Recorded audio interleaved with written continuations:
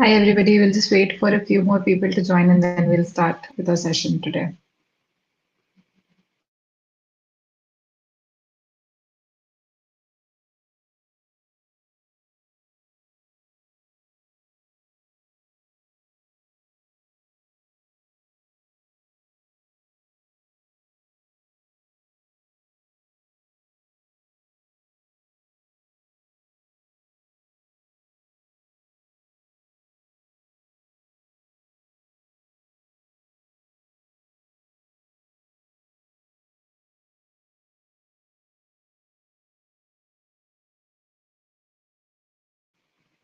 All right, we'll get started. So, welcome to MobiTalk's February 2022 edition. It's a meetup for mobile app developers. And you can join us and our community on WhatsApp group. We'll share the link in the chat. You can follow us on MobiTalk HQ on Twitter. And today's topic is Android 12, Reinventing Android by Manikandan Devanathan. He has been working on Android for more than 7 years and currently is working at Altimetrik, India. Yeah, so let's jump in.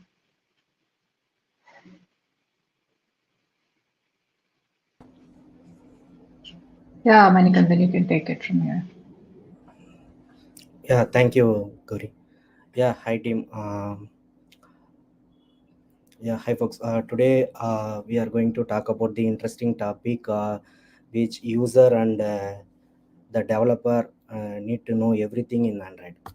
So here the Android released one more version called Android 12 OS, which have the intention on to redesign the UI and UX, and there is some improvements on the restrictions and introduced in the Android 12.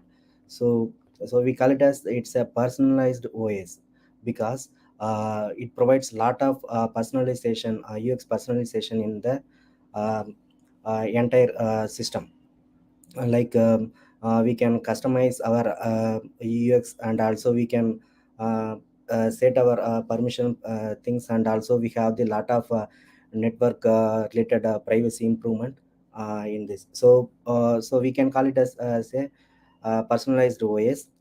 And then here I will show you the agenda what we are going to talk about in this presentation. So first we are going to talk about the material UI. It's the most important thing. So it has a redesigned from the earlier Android versions. So it has a lot of improvement, and I will show you the what are the improvement on that. Then other improvements also done in the Android 12. So we cannot skip the Android 12 is the another OS version provided by Android. So because it has the lot of changes and a lot of restrictions and a lot of improvements are there. So it improved the battery performance as a very well in other than other ways. Like in Android 11 also we had a lot of changes, but compared with the other earlier versions, so it has the more changes than that. And the next one is we will talk about the material UI. What is the material UI? So in nowadays, all the platforms are using the material UI components, like list view and recycler view and many other buttons and text view, and everything is material UI. But Android introduces one language in Android 12, which is called as material U. In this material U provides a lot of seamless experience and non-seamless experience and smoothness in the widgets and Android components, like list view and other icons and images and everything. It provides a material view. And we have the one more option. It is called as material 3. So in Android 12, material 3 also supporting. So in the material 3 we can customize, that means app developer can customize and support the material customization, UI and UX. So what are all the improvements and what are all the material you provides in screen means, we can customize our widget colors and themes and everything based on the background. So you can see in the current screen, in the current screen, mostly it's related to the green color. So in the in the clock, That means the clock also showing based on the background color palette, which provides a lot of color suggestions by using the color palette. It using the better color extraction algorithm, and based on that it provides some suggestion how we can use the color things. And it also support the app icons which is provided by the Google. So it is not right now applicable for the other app icons. So in that case, uh, right now it supports other apps UI as well. So you can see, I will show you some video to you. Here you can see the widget is redesigned, and also it provides a primary and a secondary and also the accent colors based on our wallpaper. So it provides, and the widgets also redesigned, and widgets corner, you can see right now the widget corner is rounded. So it this also supported, and you can see the right side of the mobile, you can see based on the color theme, the replied messages are reflecting.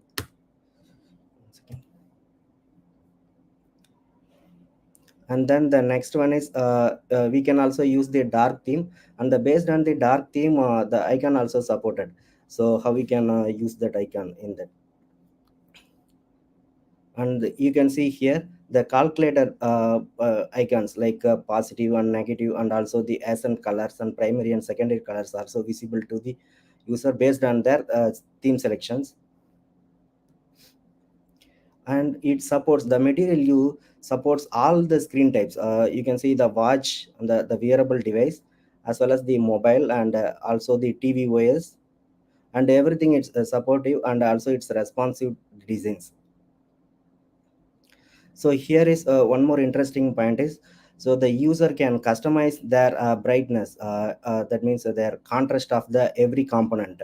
So based, if someone has the accessibility issue means, so they can increase the contrast and reduce the contrast based on their needed. So this is also one of the example how they can increase the contrast for the widgets and buttons and everything.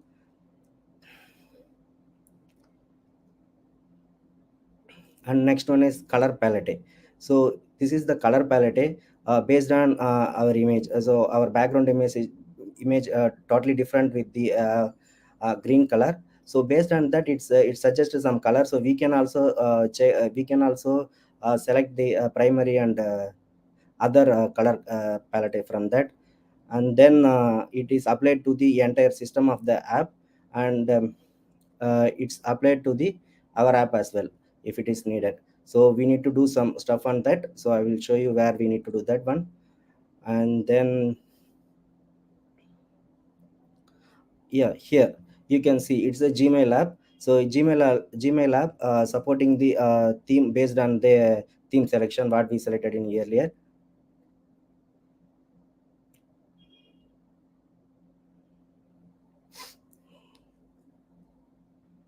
So here see, you can see the color is changing based on the our theme selection in material view.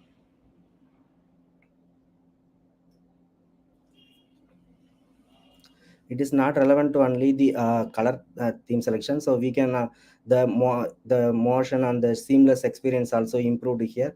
So the swipe and navigations and everything is materialized, and also it provides a lot of user friendly things.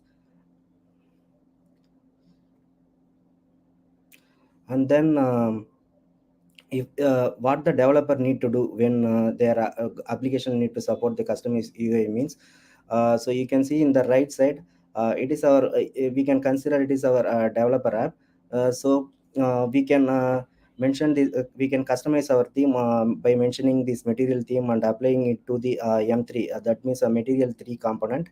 And it will apply based on the dark theme and light theme. So we can customize our colors. So this is the difference, and we can also apply the text colors based on the material theme. So these are all the things we need to do if we need to support the material UI. And the shapes are not supported right now, so it will be supported in upcoming version, I believe. And these are all the things for the material you improvement. And then we will go to the next topic, which is called as security and privacy. Here you can see, I will show you some thing. So these are all the features are improved in the Android 12, but they Android 12 added some restrictions on the using the component. These are all the component need to be used for all the apps, regardless of a version and regardless of things. Because why? Because it is a security purpose related, so that need to be addressed by the developer in all the apps which is running on the Android 12. And then target SDK versions, so which need to be done if we are setting our target Android target version is Android 12, API level 13 31. And then a new feature also provided by Android team. We will discuss later.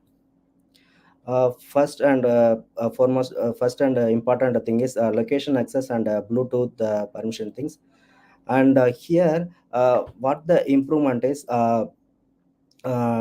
we can say, like some weather app needs, if the precise location means, that is irrelevant to the user access data, right? So weather app does not need the precise location. The We can get the weather report based on the approximate location only.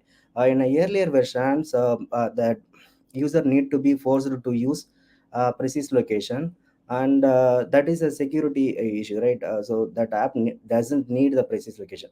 In the Android 12, they have improved the location getting permissions. The user will be asked to choose either a precise or approximate location, so they can select their choice. So this is one of the privacy improvement for the where we need the precise location means we can give the precise location for the food tracking app, any other apps. So we don't need to give the approximate precise location for the all the apps. So we can restrict that. If the developer needs the precise location only means, so they can also request we need only the precise location. So based on that, user will give that one. And one more thing is the battery consumption by using the device location for the Bluetooth related apps. For the wearable device, we don't need the device locations, right? For them things, like if we are trying to share our files to the other device, at that time we don't need to give the device location, right? So that is the device location is separated from the Bluetooth in the Android 12. Okay, so instead of that, they provided three more permissions, which is called as a Bluetooth scan. It is used to scan the devices, and then Bluetooth advertise. So it is used to advertise, that means a discovery of our device. And then Bluetooth connect, it will be used to connect our paired devices. So we don't need to request the location access bar if we are using only the Bluetooth related functions. So that is the main improvements. So it will increase the performance as well as the battery life for that. And also it will improve the security related things. And then next one is app hibernation.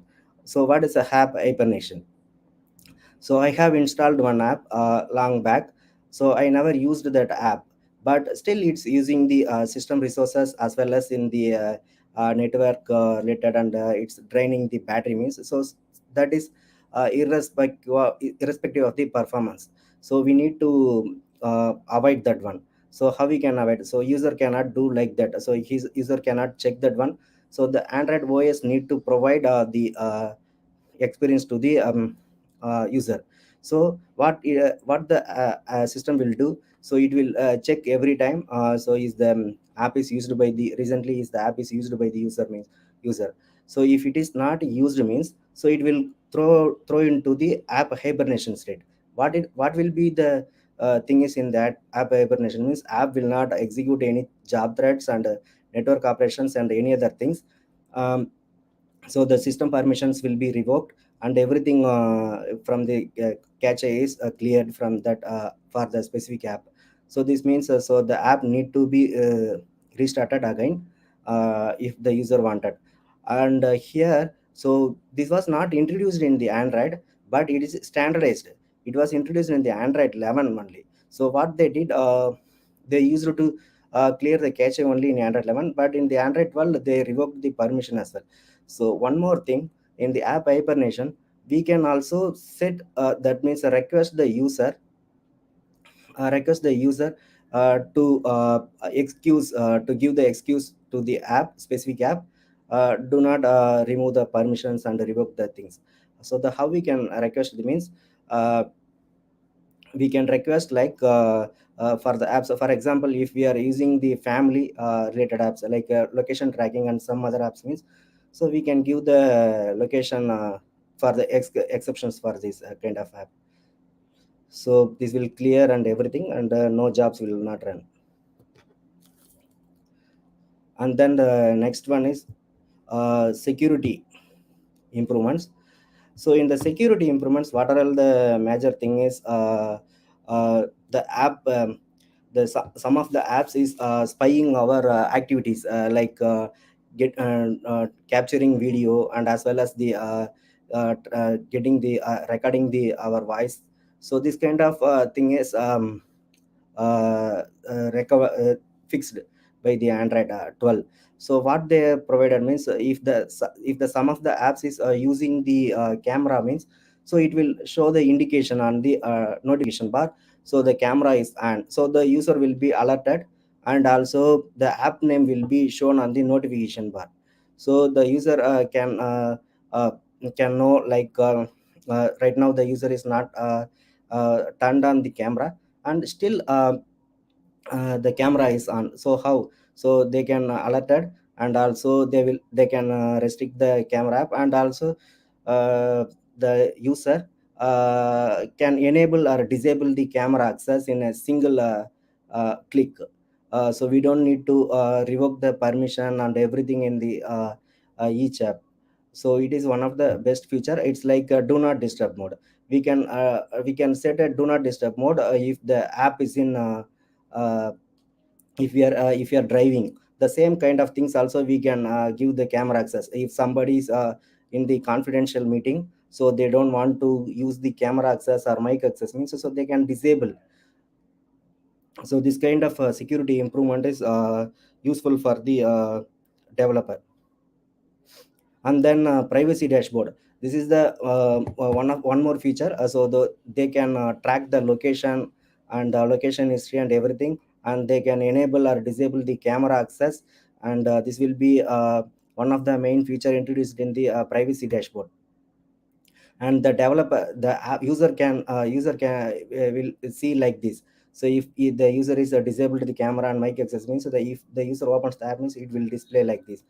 And then privacy dashboard, we have one more update, we can see the location tracking history. So the user can track the location history, location or other permission, camera access, mic access history. If it is not used by the user means, they can know. So it is not to be used by me, then why it is using, so they can revoke the permission for the specific app, or else they can uninstall that app. And then phishing detection, nowadays the user is receiving a lot of phishing messages, they can be tracked by the they can be hacked by the other phishing and criminals users. So that will be detected by the app itself. That means Android team provides one feature called phishing detection. So right now it will be applicable only for the Pixel device, so it is not applicable for other device. So it supports for the major messaging system apps. So one only thing what we need to do means, so we need to mention in the manifest, this kind of app need to be used the phishing detection. So where we need to mention in the metadata manifest, we need to mention these things. And the next one is clipboard access notification. So many of the user, I believe many of the user is faced on this issue. So this will be tracked by the spying apps, if the user wanted to copy their password into another app means, so that the clipboard information is accessible by the system and other app as well. So that will be tracked by in the earlier versions. So that will be uh, resolved in the Android 12. So how the resolution is happen, First, it will be alerted to by the toast messages. Then the user need to resolve. So some other app is copying my information, means user will know that information, and they can uninstall that app, or they can remove that app from the system itself. So these are all the improvement they have done in the clipboard access. And also they can get the confidence score and styled text by using the get primary clip description. The get primary clip description provides a lot of information like styled things, and as well as the other metrics and attributes of the text. So the confidence score will also taken care by the developer. And then the next one is the BouncyCastle implementation. So what is the BouncyCastle? It is a security related encryption libraries. And then instead of that, it is a deprecated already. So instead of that, we are going to use the conf script. So it is standardized in the Android 12. It is provided by the Java security package, and it's boring. It's using the boring SSL to provide the SSL and the TLS informations. So app will be affected if we are using this kind of criteria like 512-bit sizes and other criteria, means so our app will be affected. So the developer need to take care of these things. And then the app cannot close by system dialogs. App cannot close system dialogs. So that means if our app trying to use the system dialogs, means that is the restricted one. So in Android 12, so that need to be taken care by the Android developer if the version is Android 12. And then so we will get the security exceptions if the app is trying to close the window. In Android 11, what we will get is we will be alerted in the logcat, this kind of app is trying to close the system like dialogs. So the developer and the tester will know the things, so how they can exclude these things. And also they provided some exceptions. And these are the things. And in Android level, Android 11, if the notification dryer, if the alert is showing on top of the notification dryer, means that will be the exceptions. And if we use the global action dismiss in the Android 12, means type of dialog, means that will be exceptions. And then the next one is untrusted touch events. If the user is trying to click the event, some of the touch events, means the type is flag not touchable. If the developer developed the dialog which using the flag not touchable, that kind of alert will be affected in the Android 11 versions, Android 12 versions. So there will be some exemptions on that. So here I did show. Here you can see that. And there is the some of the one of the exemption is a trusted window, like keyboard. If we are using the keyboard that uses the thing, means at that time that time the untrusted event will be skipped. And then we will how the developer and tester can test. We will get the logcat in the uh, emulator itself. And then the next one is a safer component exporting. So this is the one of the major improvements in the restrictions in the using the component and intent filters. So every Android device which uses the Android 12, they need to mention their component like exported as a true, either true or false. If the true means that the component will be accessed outside of the app. If the false is means that will not be accessed. In a earlier version, what we faced the issue means any one of the app can launch this activity. uh, if the user is not mentioned any and exported false, that intent filter is accessed to any one of the app. So that is restricted by the exported as false. So this is not maintained by the developer. That means that taken care by the developer. Now the Android team imposed some restrictions. The developer should need to use this exported as false. Otherwise, we will get the installation failure. So here, why they added the restrictions means, so one of the example is Slack authorization was hacked by the criminals, and the access is used the against the law things. So that is the thing they have added the improvement. and the restrictions on the exporting things. And then next one is the performance changes. So these are all the performance changes. We will talk about this. First one is the restricted bucket mode. This is the one. This is also one of the main feature which is introduced in the Android 11, but it is standardized. That means standardized in the Android 12. So every app, if it is running in the Android 12 OS, means that should have one of the bucket mode. It has the 5 bucket mode, which is active and working set and frequent, rare, restricted. What is the active bucket mode? Active bucket modes, if the user is using the app, that is active mode. And then working set, he's used the app, but not right now it is an active, so that is called as working set. After this working set, we have the restrictions in the scheduling jobs, and as well as the getting receiving the FCM and network related information. There will be some restrictions on that. So why Android team introduced this restricted bucket modes? So it is same kind of thing, like app hibernation. So the user is installing the app and not using the app regularly. So that means so the app is still using the system resources. So that is draining the battery and reducing the performance of the device. Because of that, Android team introduces and imposes the restrictions on the restricted bucket mode. In the frequent mode, if the user is not using the regularly user is using regularly the app, but not using the daily, so it will go to the app will go to the frequent mode. And the same kind of rare mode, if the user is using only sometimes of in a week or something related to that, so based on the timeline it will move to the modes. The app will be moved to the mode. And then in the restricted mode, the network operations will fully restricted by the system, so the app cannot access the network related operations on that.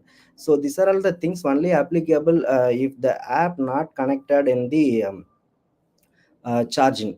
So that time only it is applicable, otherwise the app will work in that. And then there will be some exemptions. The first exemptions is the developer can assign the bucket when the app is on the release. So they can assign the bucket mode. In the exemption bucket mode, it's only applicable for the systems app. See, it is not applicable for the all the apps. And then those whitelisted mode apps and other things. So the one more thing is the user can also assign the bucket mode by using the developer options. So based on that based on that options, so the tester can also test and the developer can also test that versions. And the next one is the get app standby bucket mode. So this is used to get the status of the app by the developer in a coding level. So they can push some FCM to run the app, and then they can get the status of that. So in the FCM also there will be some restrictions. We will talk about that one.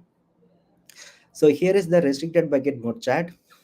If the app in active state, so there will be no restrictions for that app using the jobs and other alarms and everything.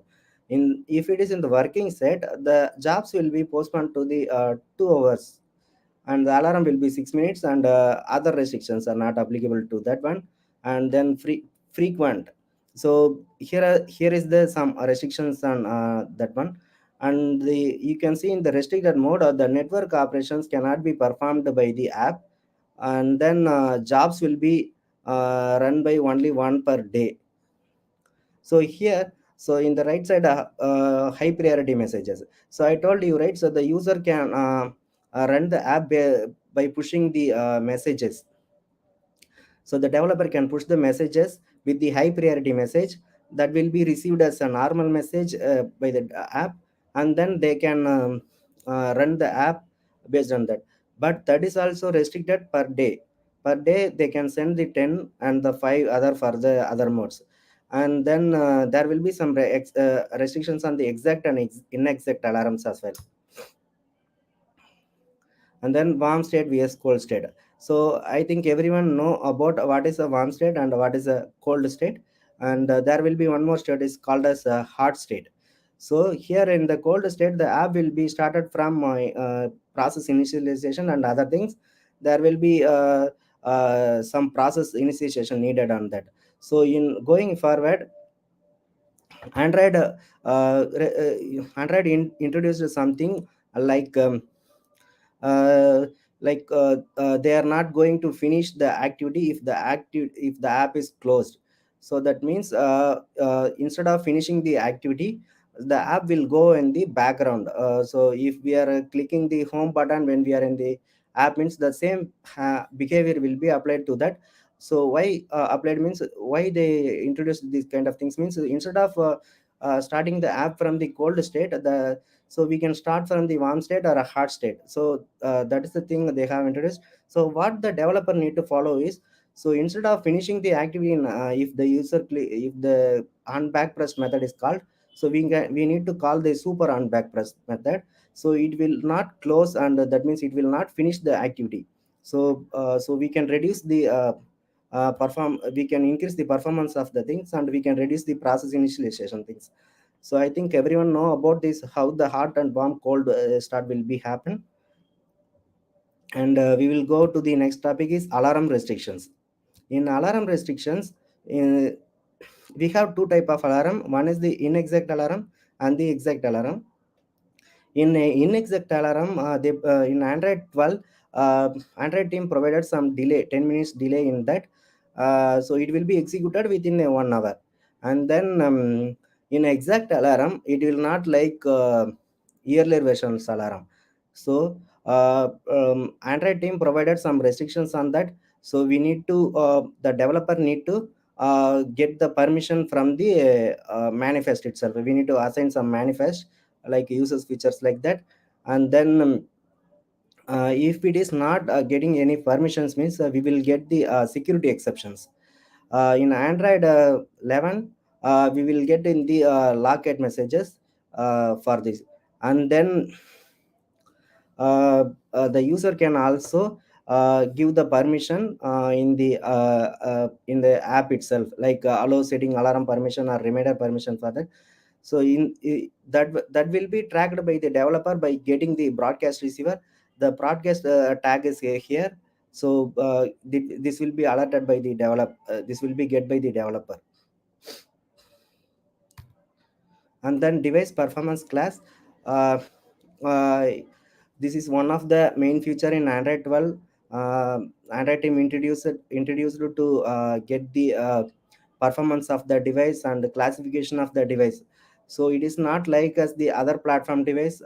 You know that thing, I believe, because Android team have the SOP team, and they can decide their performance things like the RAM specification and other processor specification they can decide.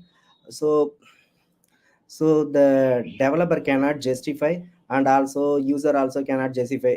Some vendors also saying like this device has the extraordinary feature like with other devices.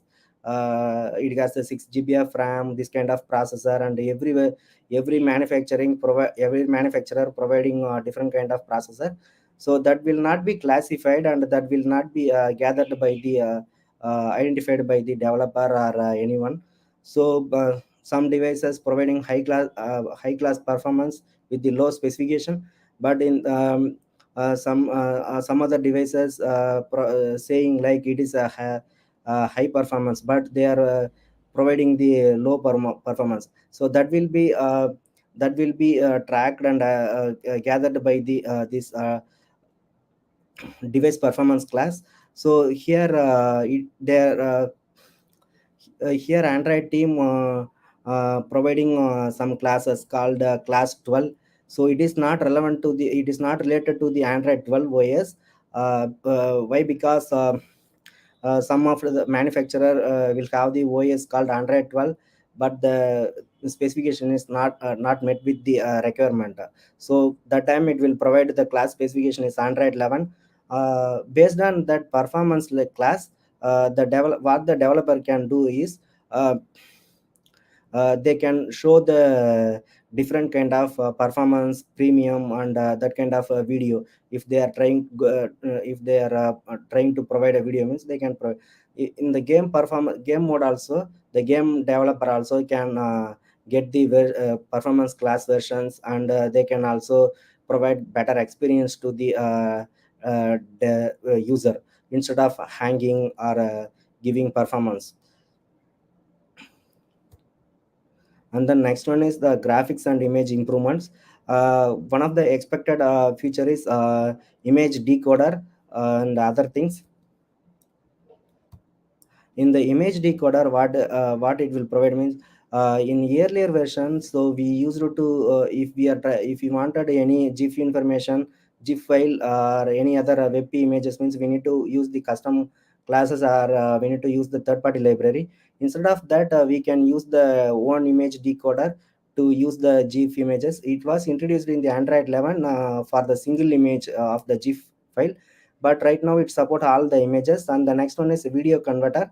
So right now the Android supports the all the mentioned video here, HVC and other format. What we need to do is we need to mention some file format. It will automatically converted to the other formats.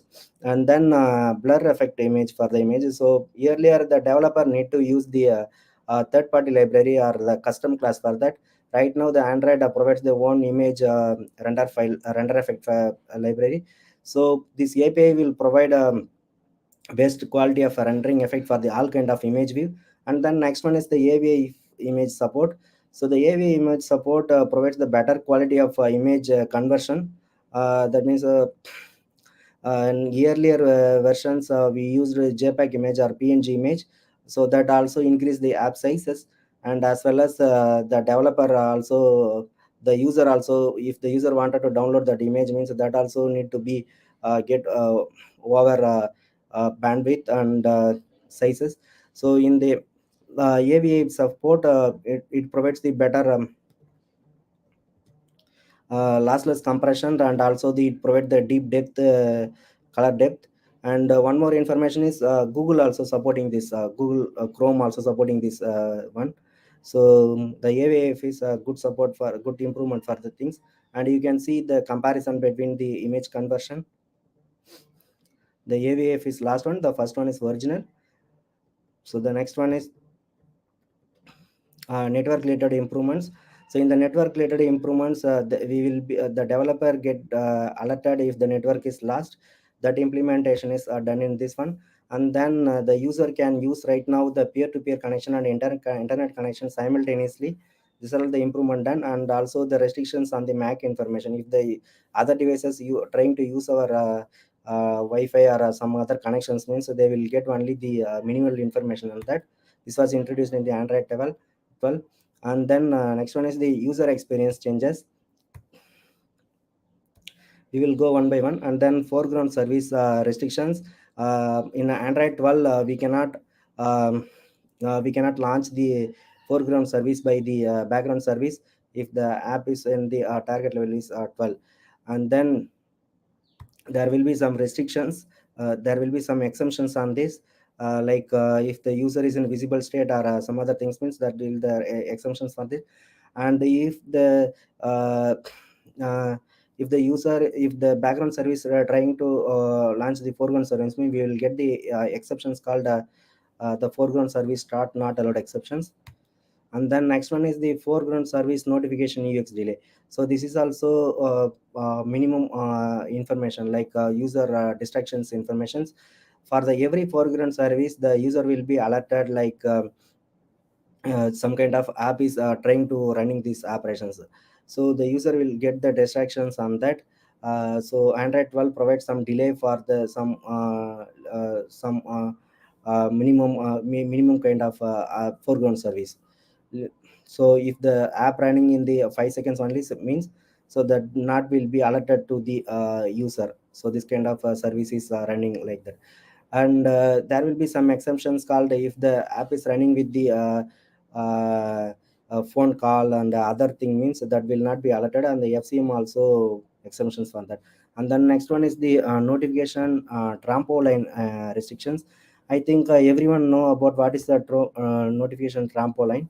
If the user trying to click the notification, and uh, then the notification goes to the broadcaster service, and then the broadcast will launch the activity, means that is called as a notification trampoline activity. So it will not act as a regular activity. That is restricted in the Android 12. So if the user wanted to launch the activity by using notification click, means they need to directly launch the activity instead of calling from the background on the broadcast receiver or other services. And then notification customization template. In the earlier version, they provided the customization for all the entire customized notification, but they have restricted, like fixed header and other navigation should not be customized. So they provided the customized area, so we need to use that one customized area. And then secure web intent resolution. So I think everyone used this kind of intent thing. Like if the user is trying to click the any URL, if we need to open our app, right? So that kind of implementation done by every developer, I believe. So in that case, that is not regularized. So everyone, every developer can access other URL app. Like if the user want to use the PayPal.com for the PayPal app, means other developer also can suggest the user to open that PayPal app. So instead of showing that, the Android 12 provides some security improvement on that. So the if the user wanted to if the developer wanted to open that URL, means they need to put some configurations files on the specific URL that will be generated by the digital key access by provided by the Google. So it need to be verified by the auto or manual by the app itself. If it is not verified for the HTTPS URL, so it will open default browser for the specific um, browser, specific app. So for every developer, if they are using any web intent web intent resolution, so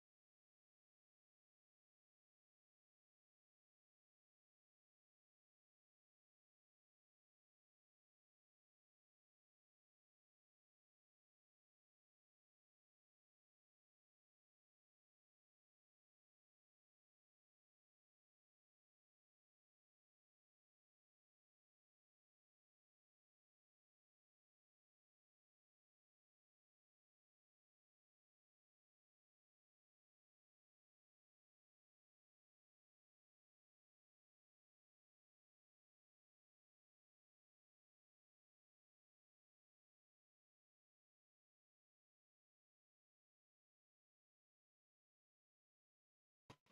Uh, I think we're having some technical issues. Just wait for some time.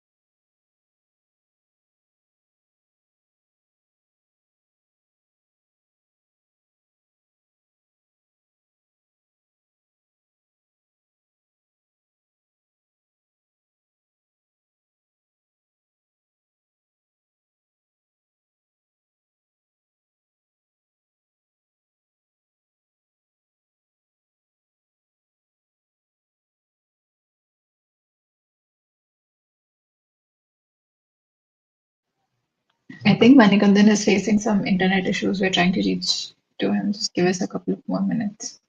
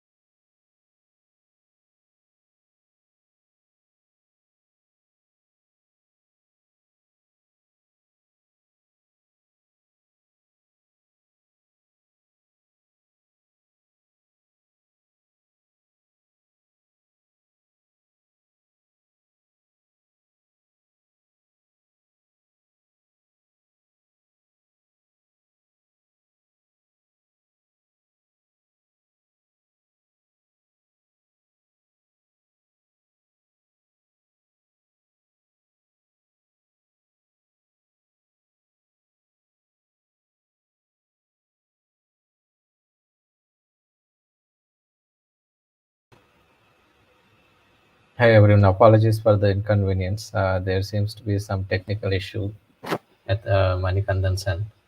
So we will be ending the stream now. Once we will have the connectivity issue sorted out, we will start it again. For now, we are going to stop the stream. Thanks everyone for attending. I think the slides that he went through so far and the details that he shared are helpful for all of you. And the rest of the details, probably we will share the slide deck as well in the comments. You can find it below the video itself. For now, thank you once again, and we will be ending the stream.